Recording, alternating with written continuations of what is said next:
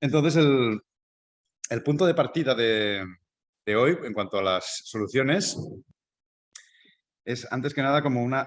Nos olvidamos de que somos arquitectos, ¿vale? Nos desprogramamos el cerebro y nos convertimos en peatones, en ciudadanos de a pie, ¿vale? Y intentamos pensar un poco que, o sea, os traigo una propuesta que es cómo podemos definir la ciudad, ¿vale? Una definición muy simple, muy tangible que cualquier persona del bar de la esquina la podría entender, ¿vale? Para mí la ciudad es un sitio donde vive mucha gente junta porque hay muchas más oportunidades, ¿vale? Es un sitio donde hay más trabajo, más oportunidades de empleo, de emprendeduría, de crear cosas, de vender cosas, ¿no? De aprender cosas, ¿no? Universidades, ¿no? Es fértil. El hecho de que mucha gente esté junta multiplica la fertilidad, ¿vale? Las oportunidades. Pero también el hecho de que mucha gente esté junta provoca muchas incomodidades. Provoca incomodidades, ¿no? El hecho de vivir unos encima de otros o unos al lado de otros genera roces, ¿no? O, por ejemplo, también genera muchas incomodidades. Una de las cosas que genera más incomodidades a nivel cotidiano, a nivel diario, es algo que ocurre entre estos dos mundos que había en la definición inicial, ¿no? Mucha gente viviendo junta para tener oportunidades. Esto significa vivienda y trabajo, ¿no? Puestos de trabajo, actividad productiva, ¿verdad? Y entre estos dos mundos hay una cosa que hacemos cada día, dos veces, como mínimo, ¿no? Que es ir de un sitio a otro. Entonces, en este espacio que llamamos ciudad, hay de las principales fuentes de incomodidad es que hay gente que ya está, de que está, y gente que pasa, ¿verdad? Como en una playa, ¿no? Imaginaros en una playa, eh, todo el mundo con sus toallas tomando el sol. Cuando tenemos calor queremos ir al agua, pero este acto de ir al agua, pues le tiramos arena en la toalla de otros, ¿no? Molestamos, ellos nos molestan porque no nos dejan pasar, ¿verdad? La ciudad es exactamente esto. Hay todos unos tráficos de personas y mercancías que son incómodos y que nos molestan y, por tanto, todas estas incomodidades, junto con todas estas oportunidades, requieren una serie de políticas, que es una palabra muchas veces muy antipática para los arquitectos, ¿no? Que no quieren ser ideológicos, quieren fijarse más en la estética o en la técnica que en lo político, pero es que es algo ineludible, porque la palabra política viene de polis, que significa ciudad, ¿vale? Entonces, la ordenación del urbs, que es el cuerpo de la ciudad, para que la civitas, que es la ciudadanía que está contenida en este hardware, en esta urbs, ¿no? El software que está contenido en este hardware, se consigue gracias a la polis, que es la cogestión política, si puede ser democrática o si no, con órdenes, ¿no? Con leyes de todo este quilombo que llamamos ciudad, ¿vale? Entonces, fijaros que en toda esta explicación hay tres dominios fundamentales. Uno sería, como hemos dicho, la vivienda, otro sería, como hemos dicho, la fábrica o el mercado, el sitio productivo, lo que justifica que estemos todos juntos, ¿no? Y otro sería, pues, la movilidad, ¿vale? Y, curiosamente, estos tres mundos tienen una importancia radical en esto que estuvimos tratando el otro día, que es no solo el calentamiento global y la contaminación atmosférica que atenta contra la salud pública, sino también en el consumo energético, ¿vale? Esto, si hacéis un poco de investigación, os daréis cuenta de que es muy difícil de separar estos tres mundos porque son muy interdependientes, ¿vale? Hay muchos datos que tienden a repartir.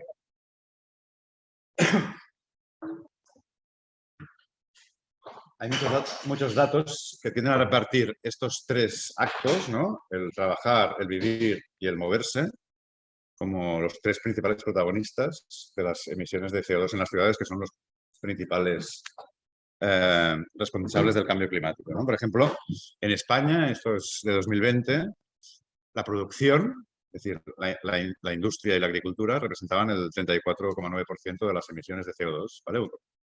aproximadamente un tercio. El transporte, un 27%. El transporte de personas y mercancías, un 27%. ¿Vale? Pero también las viviendas, lo que se consume dentro de las viviendas, representa un 14%. ¿Qué es lo que se consume? Pensemos en términos energéticos. ¿Qué consumimos sobre todo en las viviendas? Aire En términos energéticos, acondicionado. ¿qué es lo que más energía consume en una vivienda? El uso cotidiano de una vivienda. Tenemos Pues aire acondicionado, ¿no? el aire acondicionado. Lavado. O sea, muy bien. Tenemos cocinar, ¿no? Tenemos calentar la casa, calentar el agua de la ducha, ¿no?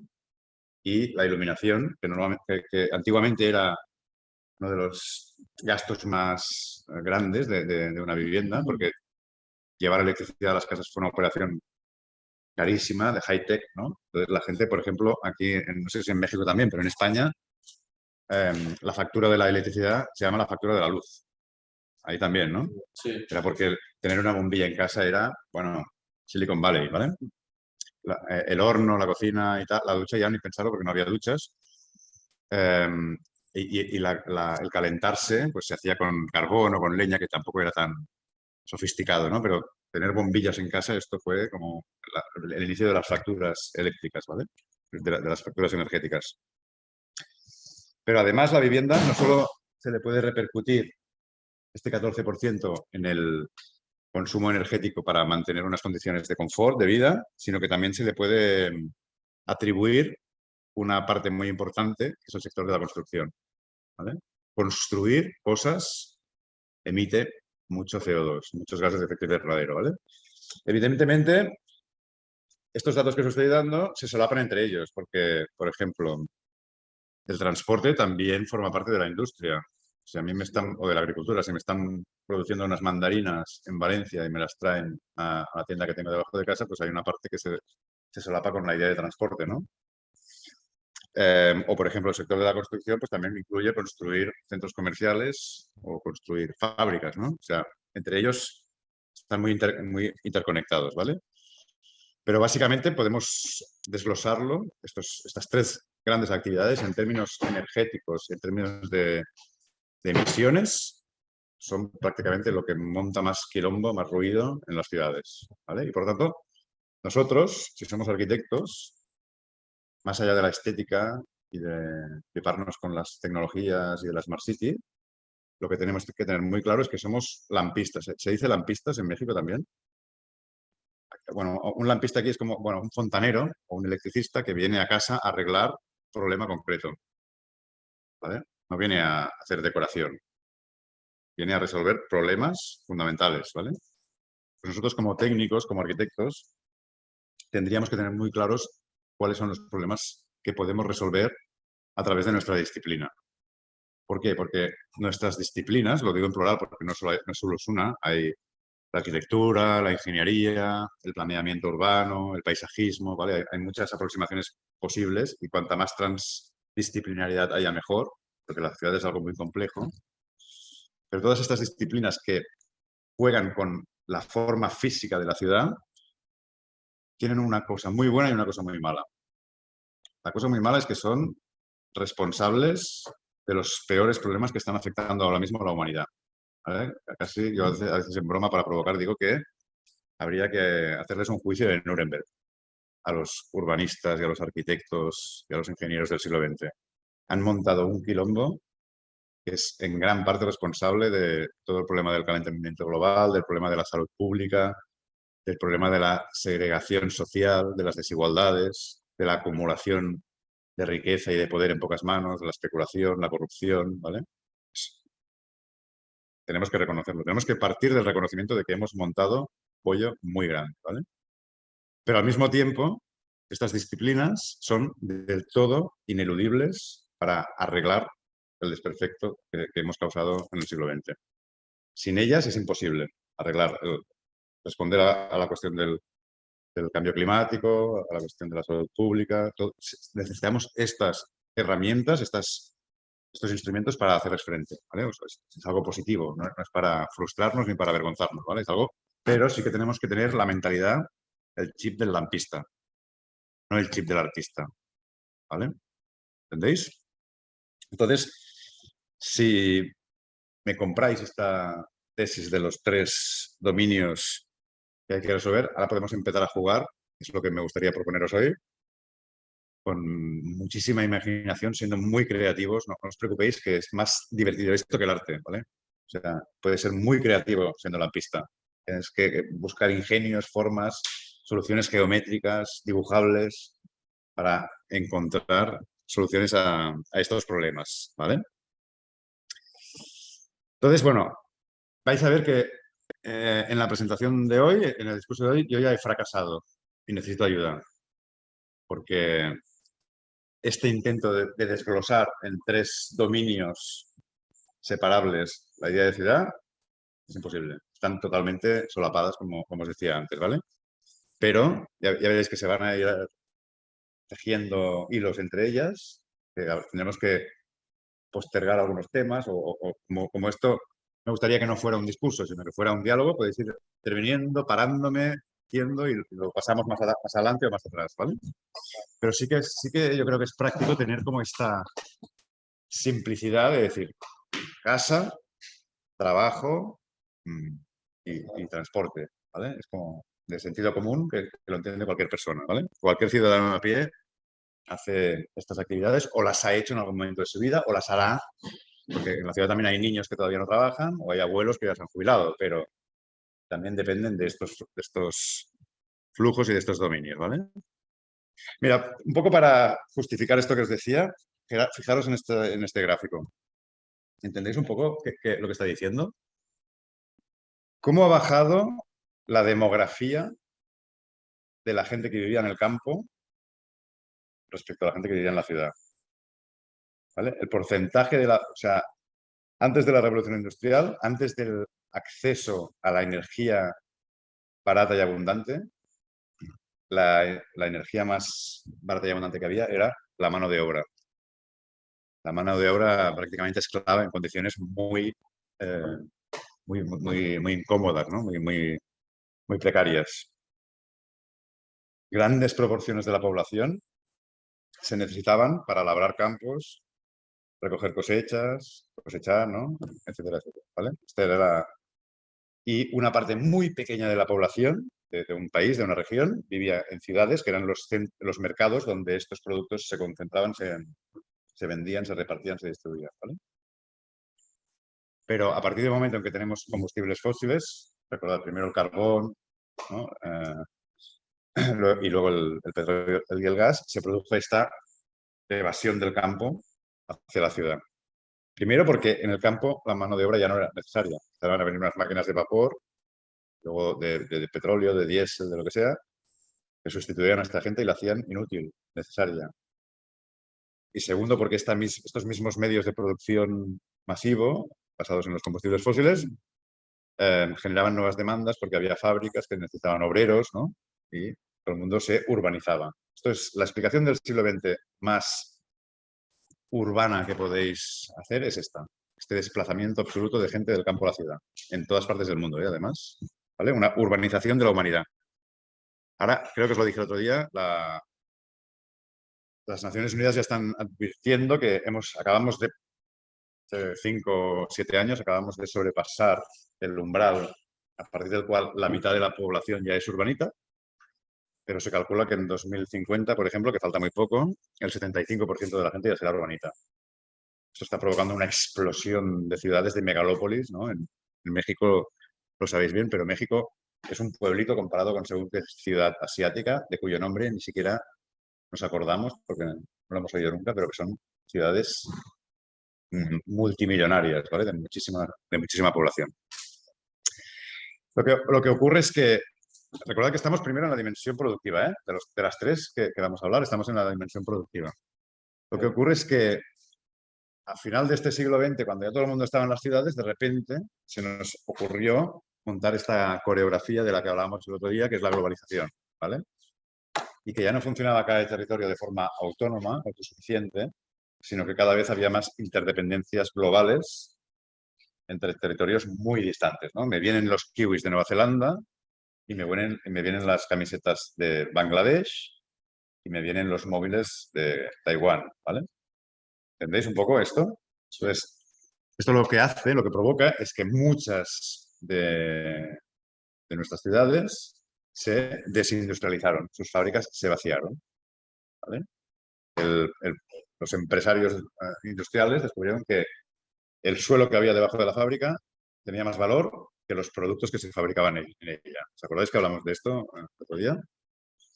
Entonces, las ciudades se vieron abocadas a responder a la pregunta, bueno, y a partir de ahora, ¿de qué vivimos? Esta explicación que hemos hecho al principio, mucha gente viviendo junta en un sitio donde hay oportunidades precisamente porque hay gente junta, ahora sigue habiendo tantas oportunidades si nos llegábamos las fábricas a la otra esquina del mundo. ¿Entendéis un poco el problema? Entonces, la solución que dieron muchas ciudades, sus políticos, pero también sus urbanistas y sus arquitectos, fue apostar por el embellecimiento del espacio público, el diseño, grandes estrellas, star architects, ¿no? Grandes firmas de arquitectos con reconocimiento internacional. Por ejemplo, como en Bilbao, ¿no? ¿Conocéis el modelo Bilbao, el Guggenheim? Frank Gehry construyó ahí un gran museo en la ría preindustrial porque tenía las aguas contaminadas y esto provocó todo, fue un proyecto tractor, ¿no? Que provocó la reconversión urbanística de toda esa zona, que dejó de ser productiva e industrial y cerrada y se abrió, pues, supuestamente primero a la ciudadanía local, pero sobre todo estaba intentando atraer turistas que vinieran a consumir ciudad. La ciudad se convierte en un sitio visitable, deseable, y aparece todo este fenómeno del turismo urbano, low cost, masivo, ¿no? Lo que estábamos hablando hace un momento mientras os esperábamos, ¿no? Si habéis andado hoy por las Ramblas, habréis visto, esta mañana en Barcelona han desembarcado 21.000 cruceristas. Tiene un impacto en el centro histórico. 21.000 cruceristas es más gente de la que vive en la Barceloneta. En la Barceloneta viven 16.000 personas. ¿Habéis estado ya en la Barceloneta o no? El barrio del Puerto, ¿vale? Sí. Ahí están empadronadas 16.000 personas y esta mañana han desembarcado 21.000 cruceristas, la mayoría de los cuales son víctimas de un modelo turístico que ellos no son los culpables, ¿eh? Son operadores turísticos, grandes operadores que se están lucrando, vendiendo. Igual que hay la comida basura, pues hay la cultura basura, ¿no? Esa forma bastante precaria de acceder a la cultura, a Gaudí, ¿no? Al paisaje urbano, a la arquitectura, etcétera, de una forma muy intensiva en consumos energéticos y en producción de residuos. ¿Vale? ¿Estáis de acuerdo con esto? Sí. ¿Sí? Lo habéis podido experimentar un poco, ¿no? Bueno, pues este modelo, esta respuesta que le dieron ciudades como Barcelona, como Bilbao, pero muchas otras, ahora viviremos de atraer turistas que vengan a visitarnos y que dejen dinero aquí, con esta tesis que os traje el otro día sobre el agotamiento de los combustibles fósiles, pues comprenderéis que está un poco en entredicho, ¿no? Sí. Cada vez será más caro viajar en avión, cada vez será más caro tomar cruceros, ¿no? Etcétera, etcétera. Por lo tanto, confiar en este modelo eh, es un poco arriesgado y habría que pensar, no sé, qué podemos aprender del pasado sin ser nostálgicos y quedarnos queriendo volver a los mercados con moscas y a los carros tirados por burros, ¿vale? No estamos hablando de esto, pero sí que igual hay que repensar que algunos pasos que hemos dado no eran pasos adelante, sino que eran pasos hacia el precipicio. Igual hay que dar algún paso atrás para ir hacia la dirección. Por eso, esa idea que os traje con la que empezamos el otro día de que probablemente en el futuro será más fácil mover mover bits que mover átomos, mover recetas que mover galletas. ¿Sí? Bueno, entonces... Bueno, ya es más fácil. yo diría que todavía no, porque todavía, o sea, ir a Marrakech cuesta 40 euros, según cómo, ¿no? En avión. O yo qué sé, yo he pasado un fin de semana con unos amigos en el Pirineo, en coche, y arrastrar 1,5 toneladas de metal a través de estas infraestructuras tan pesadas y tan caras todavía, sorprendentemente, sigue siendo barato, ¿no? Todavía no estamos no ha llegado el colapso energético. hay signos de que está llegando. Por ejemplo, ahora mismo en Argentina tienen un problemón con el diésel. No sé si lo estáis leyendo. Muy bestia. Países como Nigeria, que son productores de petróleo, están dejando de exportar porque lo necesitan para ellos porque se están quedando sin, ¿no? Están pasando cosas. Algunas se han acelerado con la invasión de Ucrania por parte de Rusia, otras ya venían de más atrás. Va resonando la cosa. Lo que pasa es que es un poco, ideológicamente, es una herejía decir que nos vamos a quedar sin energía. Esto no se lo pueden permitir decirlo los medios de comunicación ni los bancos, porque toda la financiarización, el sistema económico que tenemos está basado en este, no solo consumo masivo de energía por cápita, ¿vale? O sea, tenéis que pensar que una persona muy pobre de hoy está consumiendo muchísima más energía que un rey del siglo XV. ¿Vale? Esto es en lo que ha consistido este proceso de industrialización. Mucha energía por cápita, y no solo mucha, sino que cada año creciente. El sistema depende de este crecimiento, de que se consuma más electricidad, más petróleo. ¿Vale? Si cae el consumo de petróleo, los petrodólares, se hunde la banca, la bolsa. ¿Vale? ¿Me seguís? Entonces, tenemos algunas dificultades ideológicas para ser honestos con nosotros mismos y no será fácilmente televisado este discurso que os estoy poniendo sobre la mesa. ¿Vale? Hay evidencias científicas, hay instituciones basadas en datos objetivos y en informes científicos donde podemos acceder a esta información. No es que haya censura y no se pueda saber, pero el ruido mediático, los periódicos que viven de anunciar coches, no se pueden permitir señalar según qué procesos que están pasando. ¿Vale? Entonces, como técnicos universitarios tenemos la responsabilidad de no dejarnos embaucar por cualquier mensaje propagandístico y acceder a la información, a los datos, que este es el ejercicio que os voy a pedir un poco al final de hoy, ¿vale? Entonces, el otro día, si recordáis, por ejemplo, acabamos hablando de este recinto ferial. Está en Montjuïc, ¿no? En la Plaza España, al pie de Montjuïc, que son todo terrenos municipales donde se celebra, es un recinto que da la espalda a los barrios que rodean, ¿no? El Poble Sec, que es un barrio muy gentrificado, San Antoni, que es un barrio muy gentrificado. Es un recinto muy grande, 21 manzanas del ensanche, muy céntrico y de titularidad pública, que se utiliza para cosas que están en contra del interés general y del bien común. Esta es la tesis que os traje el otro día. Hoy os traigo la propuesta alternativa a esta situación, ¿vale?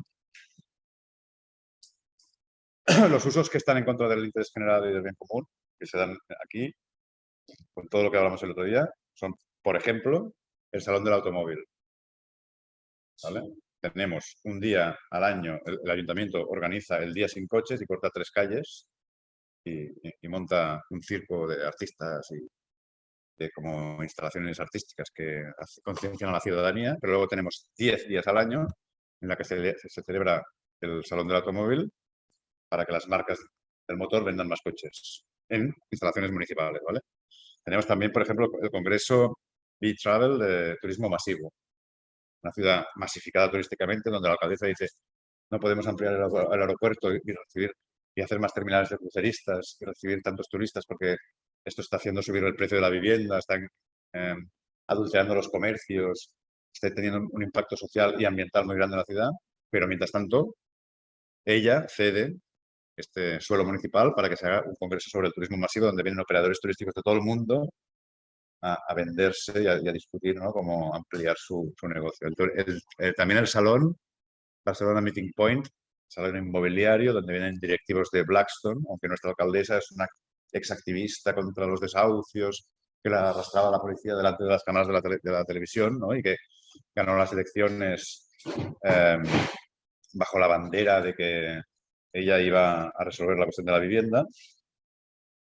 Pues mientras hace unos esfuerzos muy lentos, ¿no? Para ampliar el parque de vivienda pública, con unas cifras, con un Excel que es un poco, digamos, menos espectacular que sus PowerPoints, ¿no? Que sus eslóganes y sus propagandas, ¿no? Mientras tanto, este suelo público se está cediendo no para hacer viviendas, sino para hacer algo que va en contra del derecho a la vivienda, como son estos grandes fondos de inversión globales, ¿no? Los que están operando. Por otro lado, con toda legitimidad, porque yo entiendo que sean operadores privados que tienen ánimo de lucro. Yo, si fuera ellos, haría lo mismo. Mientras jueguen con las leyes vigentes, ¿no? Ellos no tienen por qué ser hermanitas de la caridad ni ONGs. Ellos hacen negocio jugando con las reglas que el Estado les impone, ¿no? Pues bueno, no solo le pone unas reglas muchas veces que permiten hacer estas operaciones financieras globales que acaban expulsando a mucha gente de los barrios céntricos, sino que además de estas regulaciones que les facilitan el negocio, como la Golden Visa que hablamos el otro día, también se les regala suelo municipal público, ¿vale? Municipal público y muy céntrico. Bueno, pues, por ejemplo, en lugar de esto, una opción que yo propongo es esto. Estas 27 hectáreas de suelo municipal, veis que ya estamos hablando de propuestas, ¿eh? Podrían convertirse en un barrio piloto, una reinterpretación del barrio mediterráneo, es decir, un barrio compacto y mixto, como lo que hablamos el otro día, ¿verdad?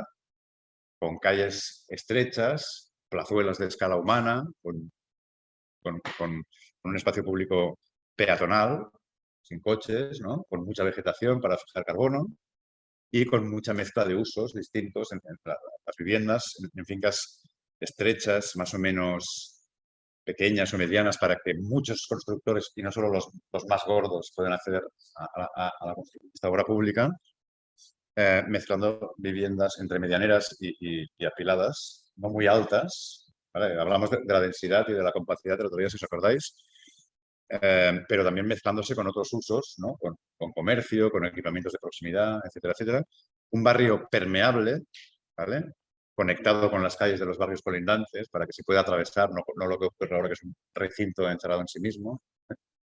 Esto sería un uso mucho más democrático, más a favor de la cohesión social, a favor de las cuestiones ambientales, ¿no? De la contaminación o del cambio climático, porque aquí, por ejemplo, si da esta movilidad peatonal, la densidad te ofrece que mucha gente acceda al transporte público en lugar de depender del coche, ¿no? Este tipo de cosas. Y además, incluso un barrio, desde el punto de vista meramente económico, si queréis, probablemente un barrio más productivo y más fértil que el modelo de estos grandes congresos que os he dicho, en el que vienen personas de todo el mundo. Por ejemplo, os hablé el otro día del Mobile World Congress, ¿no? Vienen 100.000 personas de todo el mundo que, además de asistir a conferencias en el congreso y a exposiciones, como os dije, vienen a ir de tapas, de copas y de putas. ¿Os acordáis que os dije que los burdeles estaban desbordados y tenían que traer prostitutas de toda España para satisfacer esta demanda, ¿no? O sea, es un modelo, al fin y al cabo, muy poco productivo, que genera mucha precariedad, mucha estacionalidad del empleo. Gente de Barcelona que hacen de camareros, de esta gente, ¿no? De camareros o de prostitutas, ¿eh? No es una actividad de valor añadido, donde el conocimiento se arraigue en el territorio. Por mucho que venga el Mobile World Congress y las high-tech companies, poco queda aquí arraigándose para que se reproduzca, se replique, ¿no? Están de paso, son turistas, son población flotante. ¿Entendéis un poco la tesis? Mira, ahora, en este sentido, también me gustaría comparar este modelo con lo que acaba de ocurrir este fin de semana, el Primavera Sound. Habéis estado ahí, ¿no? Ah, ¿no habéis ido? Ah. También es el siguiente. Ah, ¿también es el siguiente fin de semana todavía? Vale. ¿Iréis o no? Bueno, yo no os voy a recomendar que vayáis. Yo he ido, he estado, o sea, sé de lo que hablo, ¿vale? Y en lo que consiste el Mobile World Congress, el Primavera Sound, básicamente es en recintar y privatizar hectáreas de espacio público abierto, normalmente abierto en el Fórum, en primera línea de mar, muy céntrico, propiedad del ayuntamiento, es decir, de todos, ¿vale? Vallarlo, cobrar una entrada, que no es nada barata, depende de cuándo te la compras y tal, pero bueno, rondan, pasa por encima de los 100 euros, ¿no? Para ir un día. Y lo que hacen es convocar a 500.000 de personas en una ciudad de 1,5 millones de habitantes, de 140 países distintos, o sea que una buena parte de ellos vienen en avión, para consumir frente a escenarios que llevan nombre de coche, ¿no? Por ejemplo, va a tocar no sé quién en el escenario Cupra, ¿vale? Para consumir de forma masiva, casi podemos hablar en términos de ganadería, ¿eh? O sea, la gente se desplaza, se mueven en vallas, ¿no? A todos a ese escenario, a todos a ese, pero con unas cantidades industriales, y llamarlo cultura. Lo llaman cultura esto, ¿vale? Pero si lo miras en términos de impacto social y ambiental sobre la ciudad, seguramente habrá muchos hoteleros o muchos propietarios de Airbnbs que van a lucrarse bastante, pero hay mucha otra gente a la que este tipo de eventos, de grandes eventos, les está subiendo el alquiler, les está precarizando el trabajo. ¿Me entendéis un poco? Es lo mismo que el mobile commerce, se parece muchísimo. Es utilizar suelo público. No estoy hablando de prohibirlo, ¿eh? Pero que se lo paguen. Que se busquen un espacio privado, ¿no? Pues no. Cerrando, privatizando espacio público, acogemos este uso que va en contra de las emergencias que enfrenta la ciudad. ¿Estáis de acuerdo o no? Sí. En términos energéticos, si no vamos a arreglarlo porque nos preocupe el medio ambiente, porque nos preocupe las desigualdades sociales, sí que vamos a arreglarlo con el temita que os traje el otro día, que es cuando se acabe la energía barata, esto se ha acabado. Pero, o sea, aunque renten un espacio privado, tendría el mismo impacto ambiental. Cierto, No sería totalmente la solución. cierto. Es posible. Pero a ver, si yo soy... imagínate que tú ahora le metes una puñalada a él, ¿vale? Y ahora imagínate que le metes una puñalada a él por un puñal que te he dado yo, que soy policía. Es un ejemplo muy tonto, ¿eh? Pero ¿hay alguna diferencia en todas las situaciones? Que aquí estamos hablando de que se está utilizando suelo público, infraestructuras públicas, para que se hagan cosas que van en contra del interés general y del bien común. Claro, pero al final siento que, o sea, él ni se enteraría con que lo apuñalan. O sea, si me lo compré en el Oxxo, si me lo compré, si me lo des. Claro. ¿Sabes? Pero todos los demás. O sea, pero si gente Tampoco. necesita cruzar por esa parte del espacio público, tú lo quieres usar, o sea, ya no tienes acceso. No, sí, Es obvio, como- pero eso no me impide de que... ¿Cómo? O sea, tipo, a la gente le da igual si ese espacio. No, ¿cómo sabes? Pero no, o sea, La los, gente que va, sí. Ajá, la gente que va. pero a los habitantes de aquí no, porque justamente sube la renta. Porque la gente de Airbnb sube rentas porque viene mucha gente, o sea, fuera de... O sea, pero lo que no yo creo que hablo puedas es que decir que aún les da así, igual. o sea, aún así tendría gente. O O sea, si lo haces en un espacio todavía sube todo. De todos modos van a venir 600,000 personas y de todos modos van a, o sea, solamente lo van a vender más caro y de todos modos va a subir la renta. Es como, o sea, si vienes de julio es mucho más caro todo, si vienes de febrero que no hay nadie. O sea, los dos contaminan, simplemente es el colmo que lo hagan en propiedad. Por eso, pero si lo hacen privado, Ah, no, contamina igual. Solo es no, un la colmo. contaminación sí, pero o sea, O sea, Es pero como no que- no es está que- diciendo esto todavía la sí, no puedo decirles nada porque tienen su permiso. Sí, busquen Ajá, como de que Ah, todo claro. lo que vienes a contaminar, o sea, usan el espacio público, es como el colmo. Sí, contamina sí. igual. O sea, si enfrente de tu casa ponen bardas y hacen un concierto. Pues Sí, sí, dices, ¿qué pero pedo? si es privado, No, o sea, en las calles. cuadra. Y ese día no te puedes estacionar y no puedes pasar. No, obvio, sí, pero aunque lo hagan en o sea, No, tendría totalmente. el mismo impacto. Sí, eso.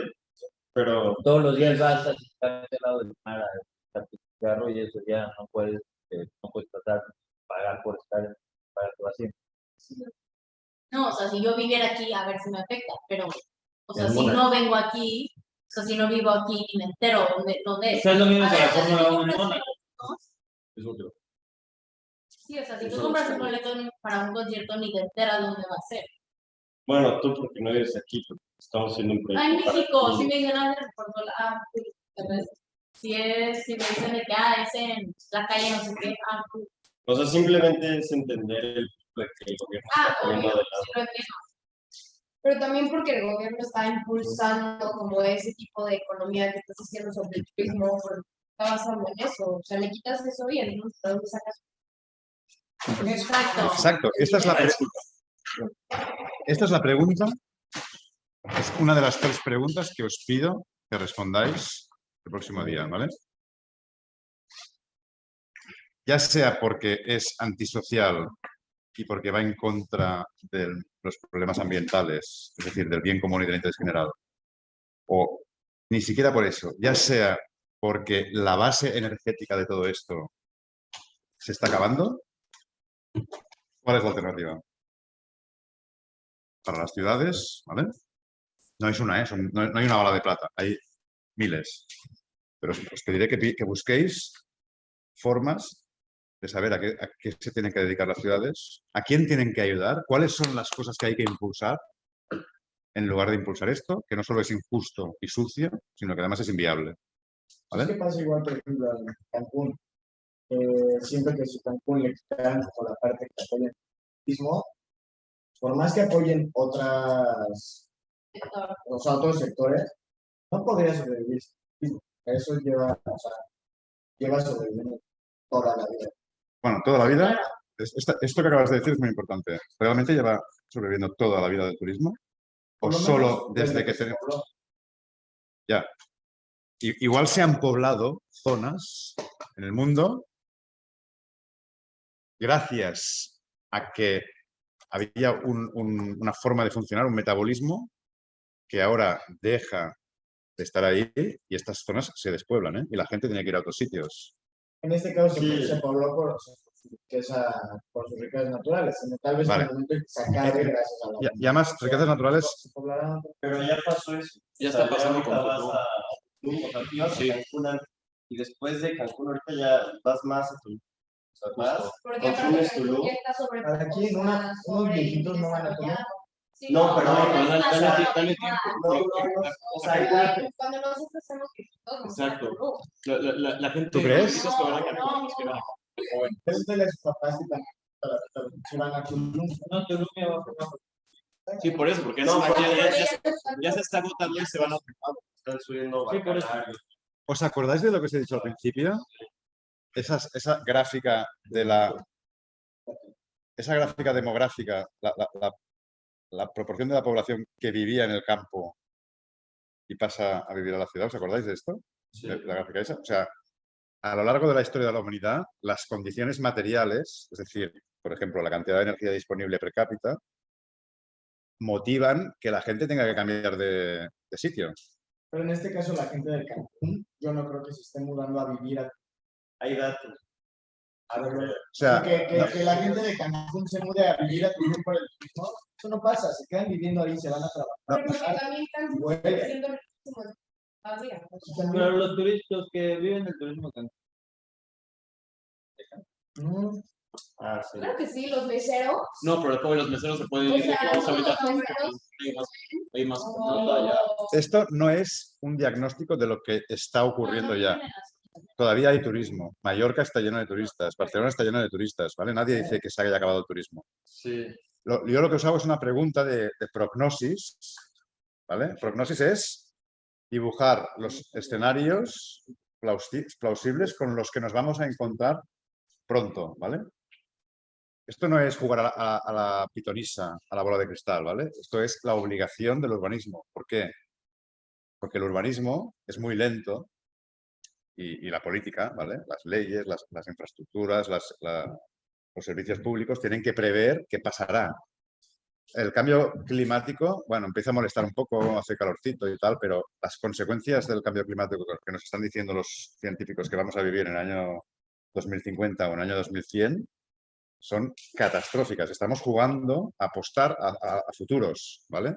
Entonces, la pregunta que os hago no es qué está pasando ahora en Cancún y si los hoteleros de Cancún se están forrando o no. La pregunta que os hago es, ¿tiene sentido seguir impulsando desde las políticas públicas y con infraestructuras públicas, con suelo público, este futuro que todo indica que es un cul-de-sac? ¿Me seguís un poco o no? Sí. ¿Vale? O sea, tú has dicho, cuando seamos viejitos iremos a Tulum. Después de todo lo que os dije el otro día, ¿tú crees que cuando seas viejita tendrás la energía para veranear lejos? ¿Eh? ¿Me entiendes? O sea, No, pero si siguen las cosas mal, ya no va a llegar a visita. O sea, es que, o sea, el mundo, tal y como lo hemos conocido, lo que nos parece normal, no solo es anormal, sino que es subnormal, para entendernos. Perdonad por la palabra. Es estúpido. Estamos apostando por cosas que nos llevan al precipicio. Tenemos que cambiar el rumbo. Y entre otras muchas cosas, los que se dedican a la educación o los que se dedican a la sanidad tomarán sus decisiones siempre técnicas y con rigor. Los que nos dedicamos al diseño, a la arquitectura, a la ingeniería y al urbanismo, tenemos que ser conscientes de esto. ¿Todo esto que estamos hablando para vosotros es nuevo? ¿O ya os sonaba que tenemos un problema energético? No, yo ya sé que no voy a tener nietos. Yo- Yo ya crecí sabiendo eso. A ver, todo lo que os estoy diciendo en ningún momento quiere frustraros, ¿vale? No. O sea, el ejercicio que vamos a hacer mañana, os lo voy a hacer un poco de spoiler porque este comentario que acabas de hacer me preocupa que no os quiero agobiar ni os quiero frustrar, ¿vale? No se agobio, ya es. Vale. Os voy a pedir que hagáis en estos 3 dominios que estamos viendo, hemos visto uno solo, ¿eh? El productivo, el residencial y el de movilidad, ¿vale? Os voy a pedir que busquéis ejemplos en los que el decrecimiento de consumo energético no supone una dolorosa renuncia, sino que incluso, además de mejorar las cuestiones ambientales y además de ser más justo y de mejorar la cohesión social, además es más chulo, mola más, es más alegre, es mejor, ¿vale? Y hay muchísimos. Hoy os voy a ir dando algunos de estos ejemplos y os pediré que busquéis, que cada uno de vosotros busque un ejemplo práctico, concreto, partiendo de un diagnóstico de esto no mola, esto no está bien, esto no funciona. Si lo hiciéramos así, no solo sería más sostenible y más justo, sino que además no sería volver a los mercados con moscas y a los carros con burros, sino que estaría mejor, ¿vale? Este es el juego que os propongo que hagáis. Os voy a pedir a cada uno de vosotros que hagáis una presentación muy corta, ¿vale? Tenemos 1 hora para todos, o sea que tiene que ser, yo que sé, 3 minutos por cabeza, en la que traigáis una idea y la apoyéis sobre una mirada técnica. No estamos haciendo aquí propaganda, ¿eh? Estamos haciendo disciplina arquitectónica, ingeniería, urbanismo, ¿vale? Pero que pongáis al servicio como los lampistas, de la solución necesaria vuestra aproximación técnica, ¿vale? Entonces, que os imaginéis algo que no funciona bien en la ciudad, en estos 3 ámbitos, en situaciones concretas, ¿vale? Cotidianas. ¿Cómo lo transformaríais para que se pusiera menos consumo energético sin que fuera una renuncia dolorosa? Este es el juego que os propongo, ¿vale? ¿En cuáles son los sectores que dijo? 3. Producción. Luego en la pausa, si quieres, te lo resumo. Producción, vivienda y transporte, que son, según una forma que he propuesto de definir la ciudad, los 3 ámbitos, las 3 cosas básicas que estamos haciendo aquí en este sitio tan loco que llamamos ciudad, ¿vale? Entonces, por ejemplo, igual no me lo compráis, ¿eh? ya, como os dije desde el primer minuto del primer día, todo es discutible, ¿eh? Pero, a ver, entre esto, que es suelo público, que sirve para vender coches en una de las ciudades más contaminadas de Europa y que sirve para que los congresistas de las grandes marcas de coches pasen 3 días en Barcelona para ir de tapas de copas y de putas. Esta es una solución con unos consumos energéticos, no solo de lo que ellos hacen, sino de lo que ellos proponen, vendiendo estos coches, toda esta industria del motor, etc. Entre este escenario actual, es que esto, no sé si os acordáis de esto, que os lo puse el otro día, pero Barcelona es la ciudad de Europa, no es la ciudad más grande de Europa, pero es la ciudad de Europa que recibe más congresistas cada año. Aquí no cuentan los del Primavera Sound, solo congresistas, ¿vale? Es una locura esto. Al Mobile World Congress vienen 100.000 tíos en una ciudad de 1,5 millones. Esto tiene un impacto en contaminación, en precios de cosas, ¿vale? Un impacto muy grande. Bueno, pues entre esto, que es la situación actual, y esto, que es este barrio que os propongo, de miles de viviendas públicas, aquí cabe toda la población de la Barceloneta viviendo en viviendas públicas asequibles, muy baratas. Con comercio protegido, de protección oficial, es decir, asequible, para que los precios de las cosas que se vendan sean asequibles y también a costa de que lo que se vende en estos sitios públicos no sean camisetas del Barça para turistas, sino que sean cosas necesarias para la vida local arraigada, ¿vale? Claro. Puedes alquilar este local para montar tu negocio, que es un negocio y te respeto tus beneficios y tus ganancias, lo puedes alquilar a un precio más bajo porque estás dando un servicio al barrio. Un servicio al barrio o un servicio a la ciudad. Igual estás vendiendo fruta, mandarinas, que cada vez van a ser más caras por culpa del petróleo, o igual estás haciendo un coworking para que chavales, emprendedores digitales monten una startup. No me estoy poniendo cursi, o sea, cosas modernas también, pero que sea economía arraigada, productiva y que sirva a que la gente que vive en Barcelona, hayan nacido donde hayan nacido, tenga actividades productivas que le mejoren la vida, que no estén haciendo de camareros precarios, estacionales, que van cambiando, en verano te contrato, en invierno estás fuera, ¿me entendéis? O sea, puestos de trabajo de calidad, vivienda a precio asequible y todo junto para que el viaje sea lo más corto posible y con el menor consumo energético. ¿Me compráis que esto va más a favor del bien común y del interés general que la situación actual? Sí, pero también eso puede generar que pase lo que pasó mucho tiempo. Digo, también por otras situaciones. Se quedaron sin personal para...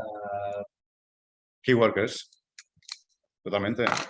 Lo mismo yo de Es lo que pasa en Silicon Valley. Hay lugares donde tienen que ahora importar migrantes porque Pero es no que tienen quien... el problema que tienen en Silicon Valley no es que no haya metros cuadrados para montar startups y empresas. No, al revés. El problema que tienen en Silicon Valley es que los key workers, es decir, los bomberos, el personal sanitario, los profesores de escuela, la gente que limpia las calles, no se pueden pagar una vivienda ahí. O sea, los ricos también necesitan que los pobres que les limpian sus casas estén a una distancia razonable y no sean expulsados, porque es que se necesitan mutuamente, ¿vale?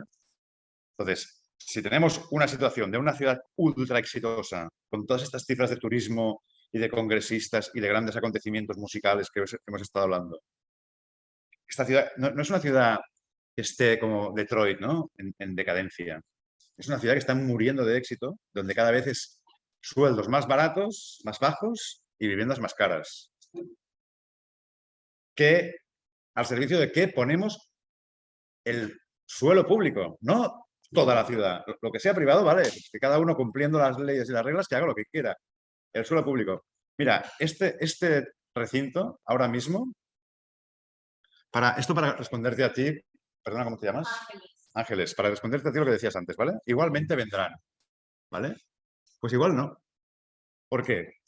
Porque en esta situación de aquí, ahora mismo, Fira de Barcelona, que es este organismo público-privado donde las administraciones públicas ponen el dinero y los privados de la Cámara de Comercio toman las decisiones, que es el inquilino al que se le ha alargado la concesión que os expliqué el otro día, ¿vale? Están pagando 14 céntimos de euro al año por metro cuadrado. ¿Cuánto mide el piso donde vives? ¿Cuántos metros hacen? 90. Vale. Pues, a ver, alguien que sea rápido, o si no lo hago con la calculadora. 90 metros cuadrados por 14 céntimos de euro, ¿vale? 12. Son 12 euros de alquiler al año. No al mes, ¿eh? Si fuera al mes ya sería insultante. Es al año. No, ni la noche en el hostal. No, es que ni el banco de homeless. ¿Me entendéis? O sea, es un regalo. Mientras tanto, el ayuntamiento tiene servicios municipales, como por ejemplo el Departamento de Urbanismo, que está en la Plaza de las Glorias, está ocupando un centro comercial y de oficinas, que es privado y lo está alquilando a 30 euros al mes el metro cuadrado. El ayuntamiento paga dinero público a privados para utilizar esas oficinas, lo paga bastante caro, por cierto, porque está muy céntrico, en la Plaza de las Glorias, el distrito 22 @ high-tech, no sé cuándo, no sé qué, lo que quieras. Y mientras tanto, le está alquilando a los privados para que vendan coches, no a los pobrecitos que necesitan ayuda, ¿vale? A las marcas del motor, a las marcas de la tecnología, Google, Facebook, a las marcas de la inmobiliaria y del turismo masivo les está cobrando esto. ¿Me entiendes? Que no seguirían vendiendo igual, que les ponen una alfombra roja, que es un escándalo. Que no estamos hablando de comunismo, ¿eh? Bueno, sí, estamos hablando de comunismo para ricos. ¿Me entendéis? Estamos de acuerdo en que, por muy bien que esté el capitalismo y las empresas y la productividad y lo que queramos, el papel de lo público no es ayudar a los peces gordos, sino repartir un poco de juego para que no haya monopolios, ¿no? Para que todo el mundo tenga igualdad de acceso a las oportunidades, ¿no? Que todo el mundo pueda emprender algo, ¿sabes? Ganarse la vida, tener una vida más o menos digna, ¿no? Este sería el papel de lo público. Pues con los ejemplos de alfombras rojas que vimos el otro día, o esto que estamos viendo aquí, en este caso están haciendo todo lo contrario, es una alfombra roja, y en este caso, para mí, es un ejemplo dibujable, puedes hacer planos y renders de la democracia. Vale. Bueno, antes de cambiar de tercio, nunca mejor dicho, ¿no? Tenemos los 3 tercios, los 3 grandes responsables de las emisiones y los consumos, la producción, la vivienda y la movilidad. Pues hemos visto la movilidad. Antes de cambiar de tercio, os he puesto un ejemplo muy, muy loco, ¿no? De la transformación de este recinto ferial en barrio mediterráneo, abierto, fértil, asequible, etcétera, etcétera. Es un ejemplo como muy grandilocuente, ¿no? Muy ambicioso. Pero también me gustaría acabar cada una de las partes con ejemplos muy concretos de la vida cotidiana en las que el decrecimiento no es una renuncia, sino que es una mejora de la calidad de vida, de la alegría, del bienestar, ¿vale? Entonces, el ejemplo que he pensado para este caso, había muchos otros y os pediré a vosotros que busquéis más, ¿vale? Es comparar qué da de sí ir a alimentarse, ¿no? Ir a hacer la compra para llenar la nevera en coche a una gran superficie comercial periférica, donde todos los productos son productos industriales, ¿no? Envasados en plástico y muy a menudo de una calidad gastronómica e incluso alimentaria, ¿no? Nutritiva bastante dudosa. Pues comparemos este gasto energético que supone el desplazamiento en coche de la casita con jardín al centro comercial, llenando el maletero de bolsas de plástico, envases de plástico, ¿vale? Con estos productos bastante precarios que se han producido masivamente a través de grandes operadores y no de pequeños productores locales de kilómetro cero, etc. Comparemos esto con salir de mi apartamento con un carrito de mercado, ir andando hacia el mercado municipal, tomarme una cañita, es sábado, ¿vale? Una cervecita antes de entrar a por el pescado y estar ahí atendido por negocios familiares pequeños que llevan generaciones dedicándose a ser pescadero o a la carnicería o a las verduras, que conocen lo que hacen, que están transmitiendo cultura gastronómica, recetas. En la cola del mercado se discute, oye, ¿tú cómo haces el estofado? ¿Tú cómo preparas la paella? Yo le he hecho primero el ajo, yo primero el perejil, ¿vale?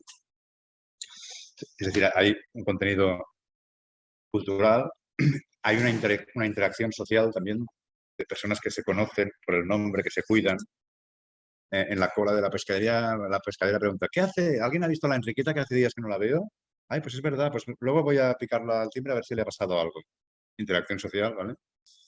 Y acceso a un precio asequible porque estamos en suelo público y el Instituto de Mercados debería preocuparse, que no siempre lo hace, de que sean productores locales, con género de calidad, a precios más asequibles para que todos los vecinos puedan comprarlos, con menos gasto energético, con menos emisiones y con más justicia social y fertilidad cultural, ¿vale? Son un ejemplo muy claro en el que consumir menos energía no tiene por qué ser una pérdida, sino que puede mejorar bastante, ¿vale? Es verdad que para que esto ocurra, este segundo escenario ocurra, se necesitan toda una serie de premisas geométricas, físicas, arquitectónicas y urbanísticas que no siempre se dan, ¿vale? Si las políticas públicas... Y sociales, ¿no? Si las políticas públicas, en teoría, son sociales, ¿no? Tendrían que serlo. El recinto ferial de Montjuic es política pública y no es social. No es verdad. El Primavera Sound es política pública y no es social. Pero tendrían que serlo, ¿no? Se entiende que tendrían que estar dirigidas a fomentar la cohesión social, a la redistribución de oportunidades, etcétera, etcétera. Pues si las políticas públicas, el urbanismo, las políticas de vivienda, etcétera, etcétera, las políticas económicas, en lugar de ir a construir grandes autopistas, grandes rotondas, a dibujar este urbanismo disperso, este sprawl, ¿no?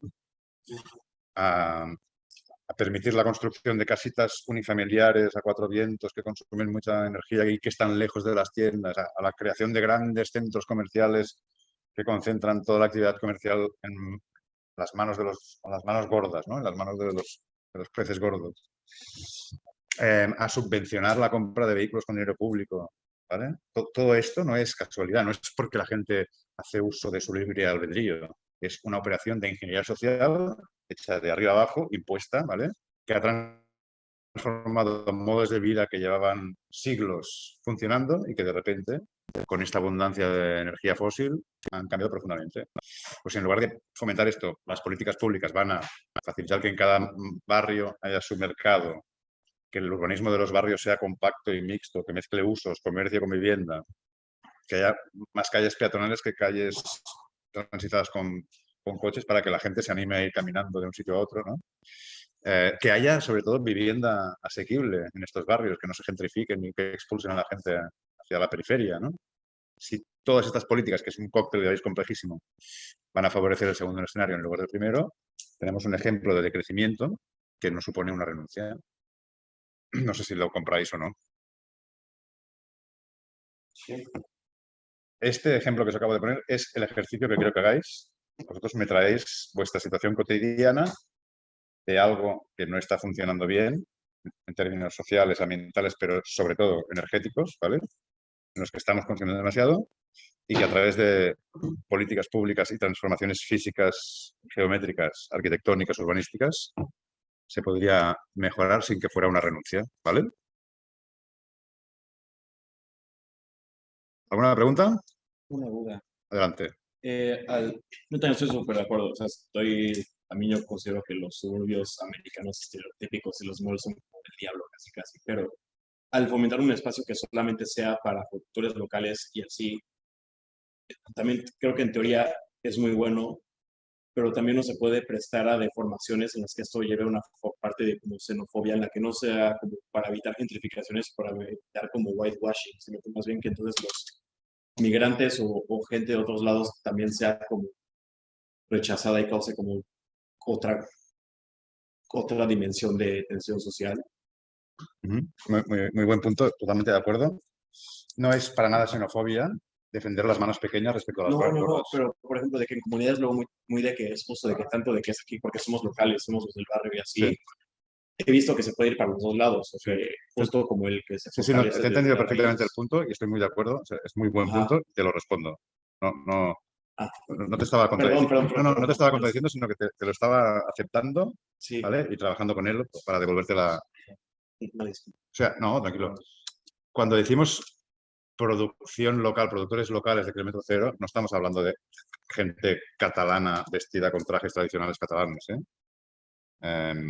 Estamos hablando de que la mandarina, el árbol de donde ha salido la mandarina, ha recorrido la mínima distancia posible hacia el punto donde se consume. El que está cultivando la mandarina seguramente no solo puede serlo, sino que probablemente sea un agricultor marroquí que ha migrado a Cataluña y que está ahora trabajando, por ejemplo, en el Parc Agrari, que es este espacio del que hablamos el otro día, junto al aeropuerto, que es una extensión agraria enorme dentro de la metrópolis, no en las afueras, sino dentro, en la que se producen productos locales de gran calidad, con denominación de origen, como el pollo de pata azul o la alcachofa del Prat, y muchos otros, lechugas muy buenas, ¿vale? Tal. Y que precisamente hace 10 años hubo por parte de las administraciones públicas una gran propuesta que era edificar todos estos huertos tan céntricos para hacer un hub internacional de casinos y hoteles con excepciones fiscales y a la prohibición de fumar, por ejemplo, para que viniera gente que está de paso entre Asia y Brasil, pasaran aquí unos días jugando al póker, ¿vale? Haciendo todo lo que hacen esta gente, ¿no? En lugar de esta producción agrícola. O sea, muy, muy importante este punto que sacabas. No estamos hablando de locales de nacionalidad, sino locales de Sí, como fomentar esa comunidad, ¿no? comunidad. No sé muy bien. Si dices comunidad, me vuelves a remitir a la idea de Personas. un nosotros y un otros. No estoy hablando de. Cuando digo productos locales, no estoy hablando. Cuando hablo de cultura gastronómica, en el mercado municipal se pueden vender los ingredientes para hacer, en lugar de paella española, cuscús marroquí, porque hay tanta gente del Magreb viviendo en ese barrio que ahora ya se consume más eso. Lo importante es que los ingredientes del cuscús no vengan de Marruecos, sino que sean producidos localmente, para que tengan la menor huella ecológica y energética. ¿Se entiende? Esto es lo que el adjetivo local no remite a patria, ni a comunidad, ni a vosotros, ni a una identidad.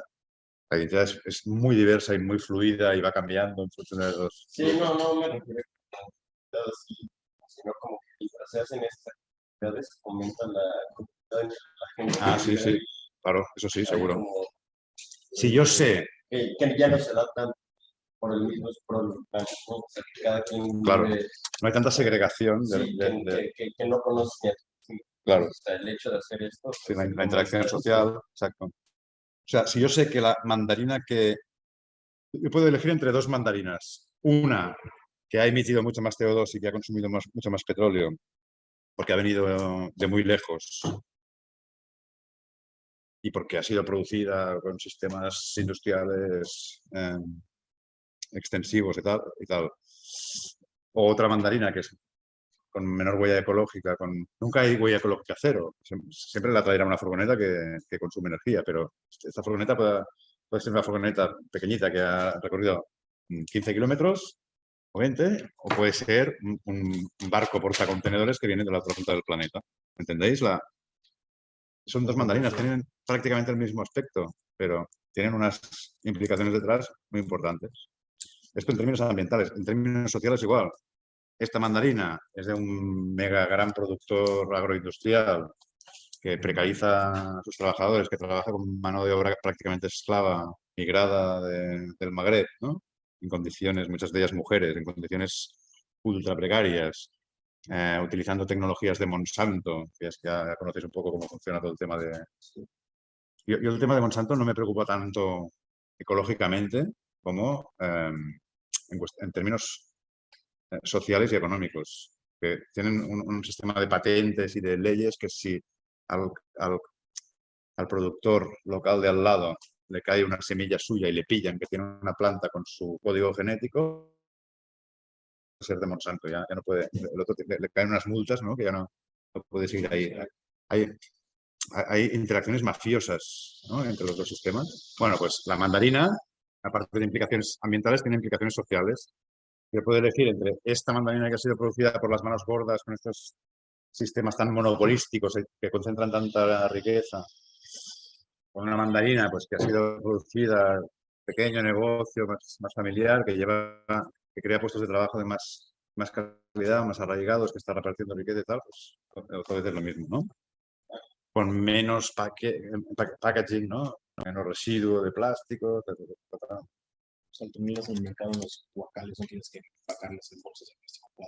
Claro, el vehículo realmente inteligente de toda esa historia es el carrito de mercado que no consume, que es peatonal, en el que yo puedo meter lo que compro a granel sin bolsas de plástico, por ejemplo, ¿no? Yo tengo una pregunta, tal vez es un poco saliendo, pero has mencionado mucho temas culturales de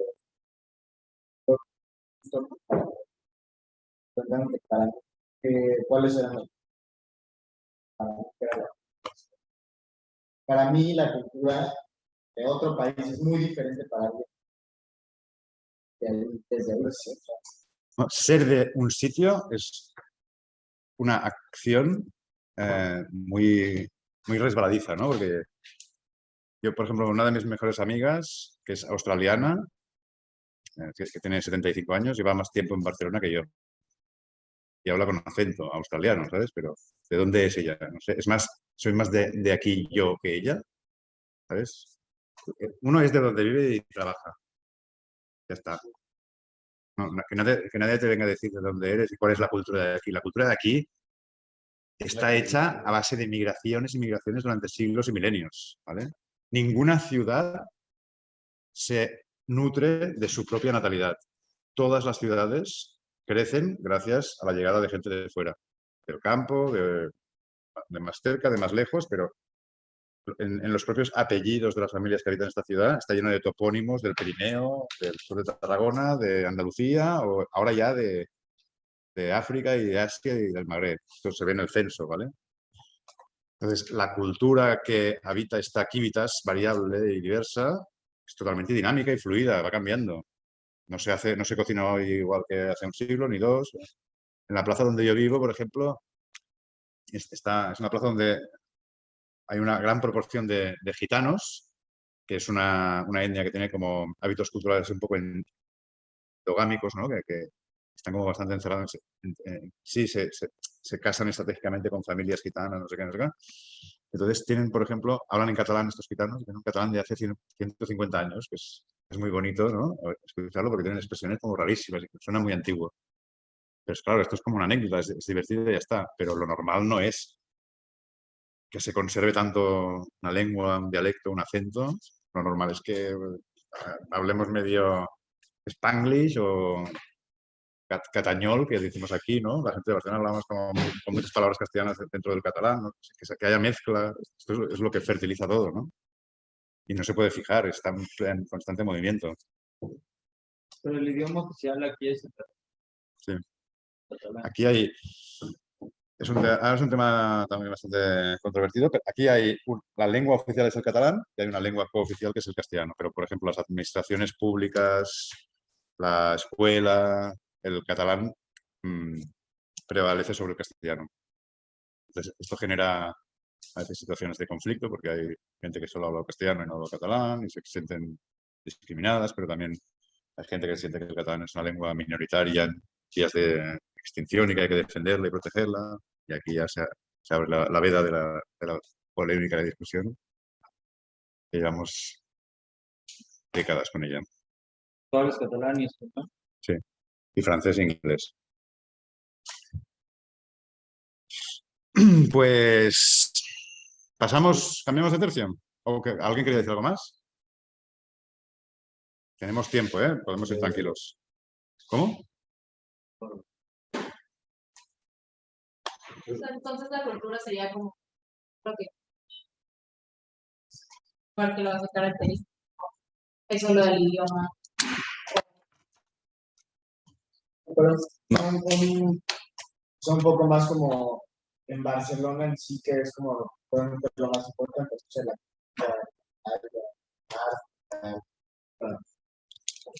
No. Hay que distinguir entre el folclore, incluso el merchandising turístico de que te dice aquí lo típico es esto y no sé cuándo, no sé qué, ¿vale? El sol, la playa y la sangría, y el significado profundo de la palabra cultura. Y de hecho, mira, no me importa nada que nos detengamos un poco en esto, porque lo estamos hablando ahora aquí fuera. Cuando ya hablo de este primer tercio que hemos hablado de la productividad, el motivo por el cual tanta gente vive incómodamente junta en la ciudad es que hay más oportunidades, más fertilidad, ¿no? Es una fertilidad, una productividad económica, pero también de conocimiento, de investigación, de universidades, de cultura, de arte, ¿vale? Esta es una parte muy importante y que igual he pasado un poco por encima. He hablado de ello cuando estábamos comparando la gran superficie comercial y el mercado municipal, la cultura gastronómica que se nos da, o cuando hemos hablado del Primavera Sound, que se llama cultura, una cosa que en lugar de invertir en el tejido de pequeñas salas de proximidad para que lo tenga más fácil para llegar a final de mes, ¿no? Salas de música, de conciertos, de programación, pero más pequeñas y más infiltradas en el territorio, no. Apoyan a este mega acontecimiento, ¿sabes? De estrellas globales. Bueno, es muy importante la dimensión cultural, por lo tanto no me importa pararme aquí. Pero también es verdad que con la cultura se juega mucho, se trapichea mucho, ¿no? A cualquier cosa se le llama cultura y a veces se utiliza eso para vender turísticamente un lugar. Aquí hacen esto, no sé cuándo. Entonces es cuando hay estas cosas alucinantes que tú vas por la Rambla y ninguna persona de Barcelona, no digo catalanes que hayan nacido aquí y que hablen en catalán, ¿eh? Digo, persona que lleva tiempo viviendo en Barcelona se pararía nunca en una terraza de las Ramblas a comer esa paella y a beber esa sangría. Eso es una estafa. No existe en nuestra cultura. Eso no es paella y no comemos la paella con sangría, ¿vale? Encima hay una cosa que es alucinante, es divertidísima, es que en las tiendas de souvenirs de Barcelona desde hace décadas están vendiendo sombreros mexicanos, ¿vale? Entonces, dicen, a ver, ¿por qué vendéis aquí sombreros mexicanos? ¿No? ¿Habéis visto a alguien de Barcelona que vaya con un sombrero mexicano? ¿Sabes? No, son de aquí. ¿Por qué vendéis esto? Dicen, bueno, es que los compran. ¿Entendéis? Es un bucle. Es algo que ni en México. Seguramente no. Pero es que si no deberían venderlos en México, imagínate en Barcelona, ¿sabes? ¿Qué coño hacen vendiendo aquí sombreros mexicanos, no? Pues lo hacen porque los venden, porque la gente los compra, ¿no?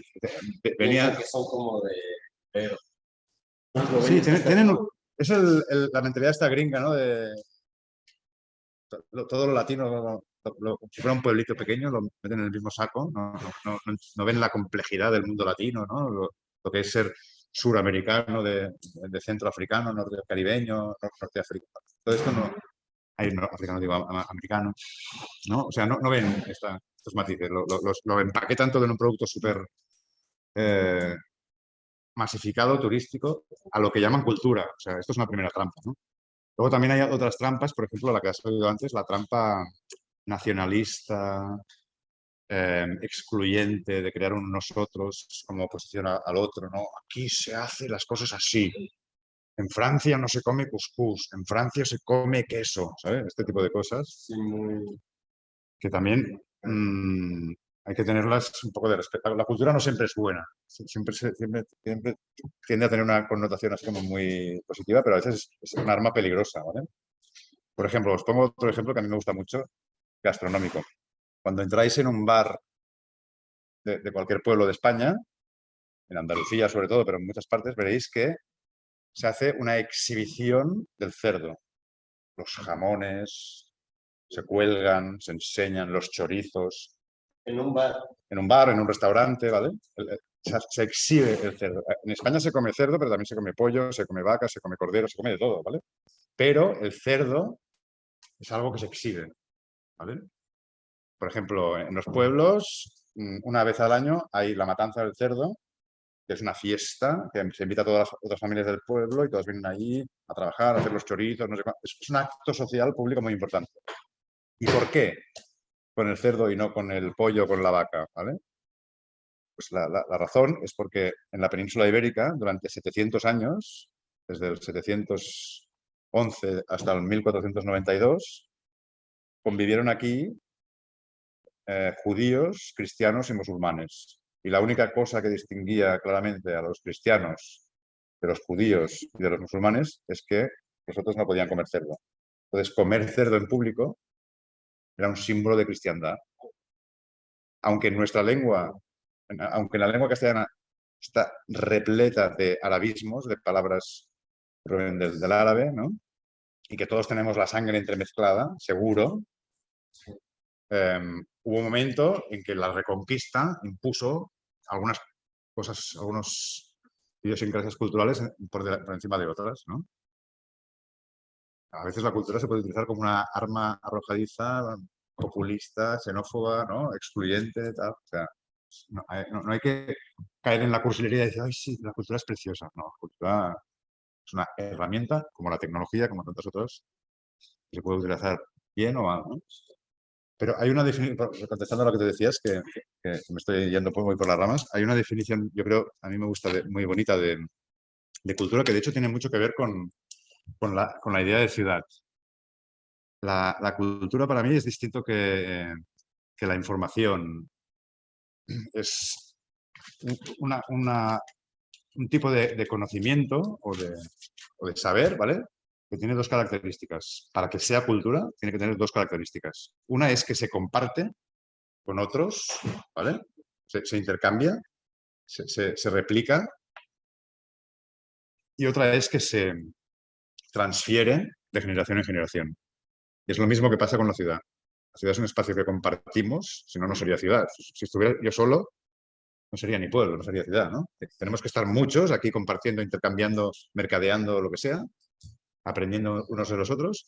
Y luego también hay este legado que se transfiere entre gente que nunca nos vamos a conocer. Yo con mi tatarabuela o con mi tataranieto no me voy a conocer, pero tengo cosas que aprendió a hacer mi tatarabuela, gracias a ellas yo las tengo, y mi tataranieto, gracias a mí, y ya mi tatarabuela las tendrá, ¿no? Y esto hace que nos distingue de las cebras, por ejemplo, ¿no? Una cebra que nace hoy sabe exactamente lo mismo que una cebra que nació hace 10.000 años.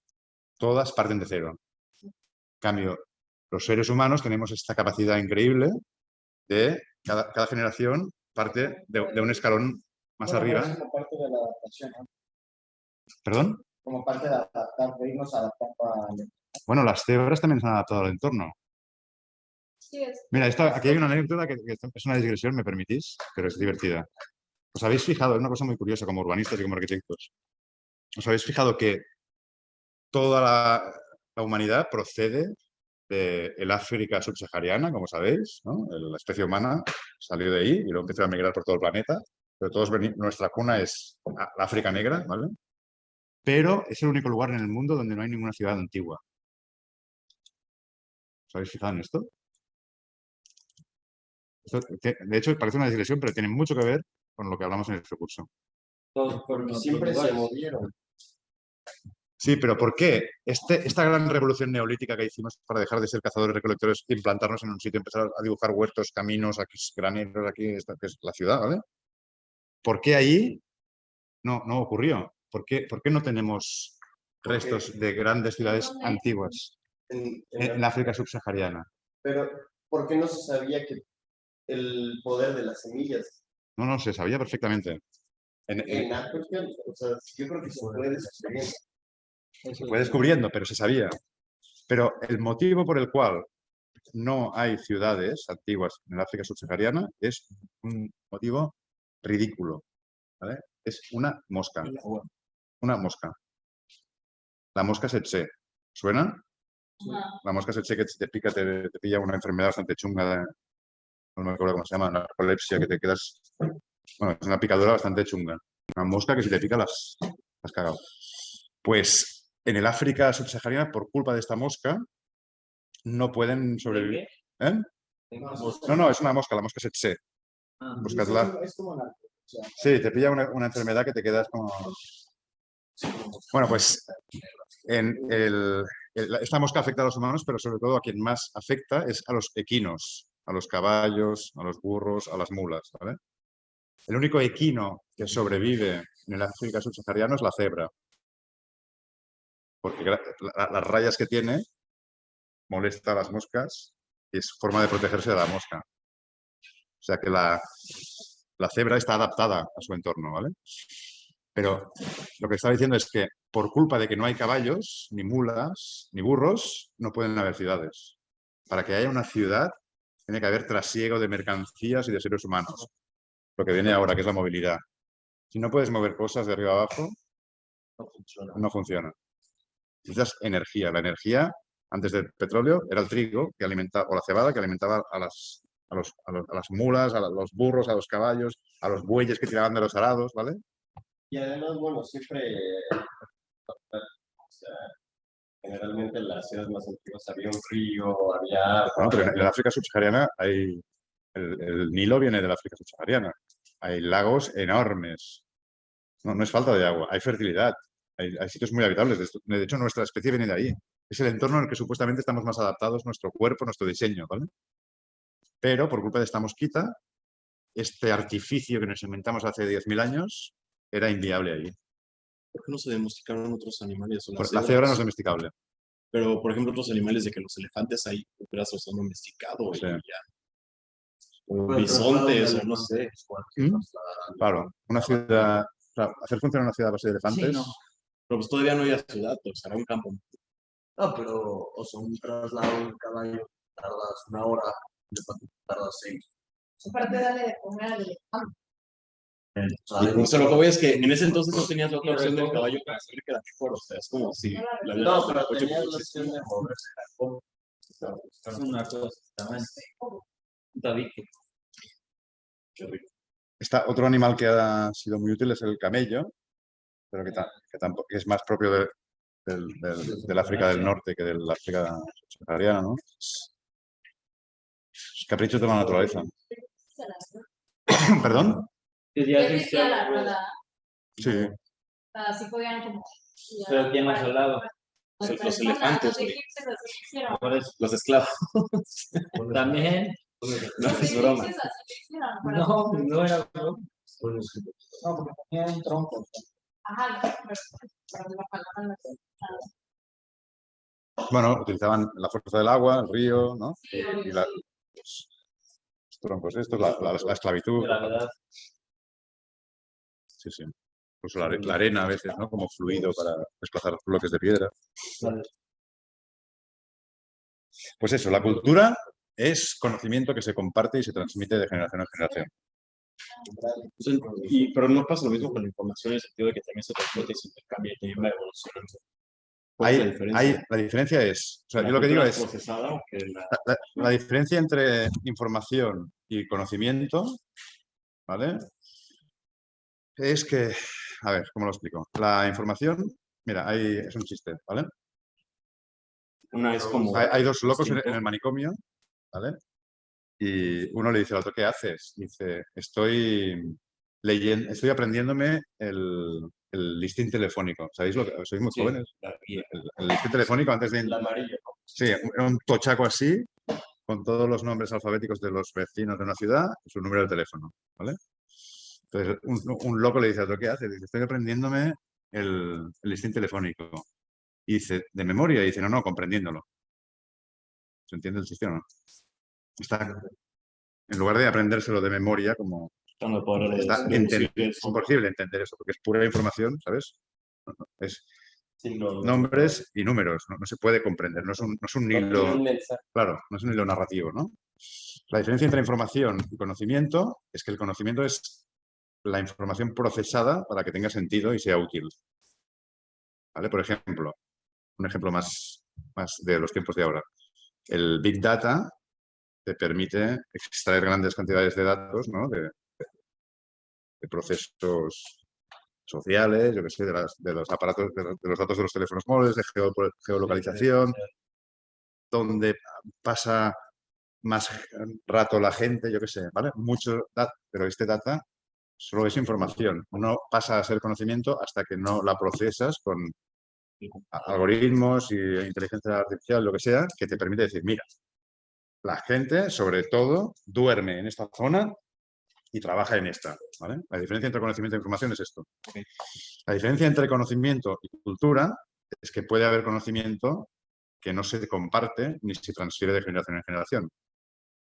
Hay conocimiento secreto, hay conocimiento que se pierde, que ya nunca más en un terremoto o en un incendio se perdió, ¿no? Y que ya nunca más podrá gozar de él. Y hay conocimiento que expresamente se quiere mantener oculto y no compartirlo. Para que sea cultura, el conocimiento tiene que ser compartido, abierto, de código abierto, como la Wikipedia. La cultura es de acceso público, por decirlo así. Cuando dices público, parece que digas estatal. No, público en el sentido de que cualquiera puede acceder.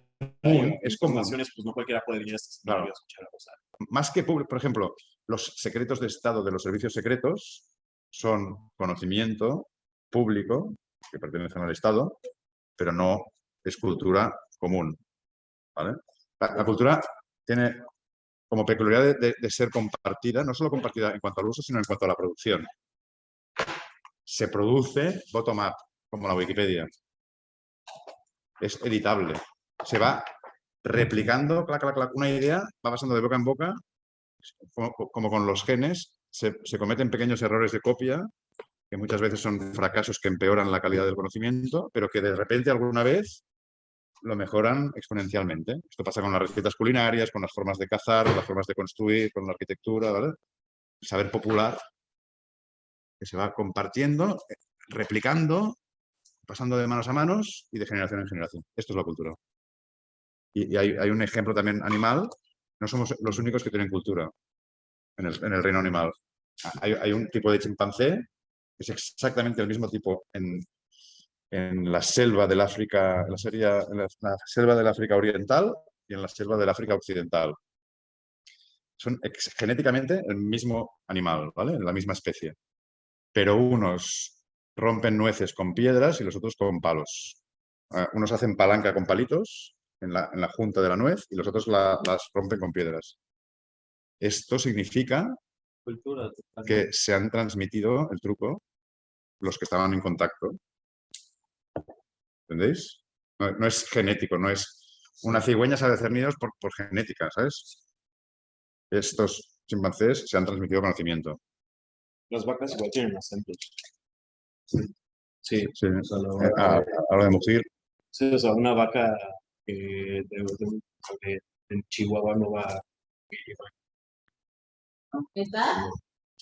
De Chihuahua, sí, Desde aquí. No, joder.